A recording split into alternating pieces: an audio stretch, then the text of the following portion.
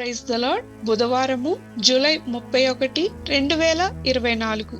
ఈ రోజు దేవుని వాక్యము, నేను దేని నిమిత్తము క్రీస్తు యేసు చేత పట్టబడితినో దానిని పట్టుకొనవలెనని పరుగెత్తుచున్నాను. ఫిలిప్పీలకు రాసిన పత్రిక 3వ అధ్యాయము 12వ వచనము.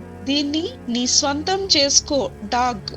జూన్ 11, 2002 అమెరికన్ ఐడల్ పాటల పోటీ ప్రారంభమైంది. ప్రతి వారం ఆశావాహులు ప్రసిద్ధ పాటలలో వారి సొంత రాగాలను ప్రదర్శించారు మరియు వీక్షించే ప్రేక్షకులు పోటీ యొక్క తదుపరి పోటీకి ఎవరు చేరుకోవాలనే దాని మీద ఓటు వేశారు.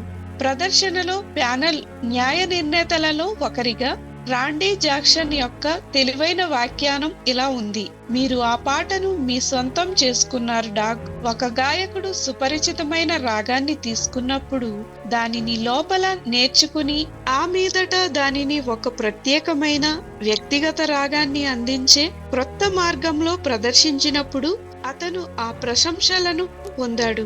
దానిని వారి సొంతం చేసుకోవడం అంటే దానిని పూర్తిగా సృజనాత్మకంగా సొంతం చేసుకోవడం, ఆ మీదట దానిని వేదిక మీద ప్రపంచానికి అందించడం. మన విశ్వాసాన్ని మరియు దాని యొక్క మన వ్యక్తీకరణను స్వంతం చేసుకునేందుకు ఇలాంటిదే ఏదైనా చేయమని పౌలు మనలను ఆహ్వానిస్తున్నాడు.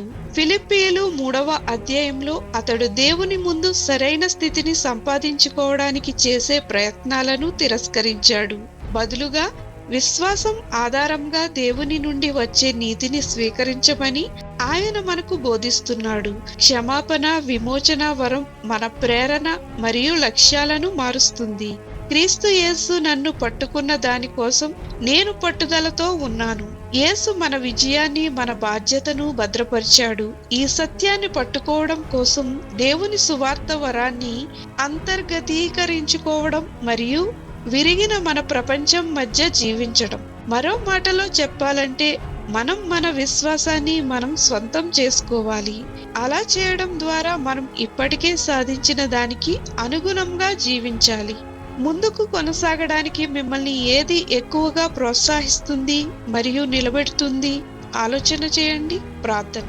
ప్రియమైన యేసు, ప్రతిరోజు కృతజ్ఞతతో ప్రతిస్పందించడానికి, నా భవిష్యత్తులో ముందుకు కొనసాగడానికి నాకు సహాయం చేయమని యేసు నామమున అడుగుచున్నాం తండ్రి. ఆమేన్.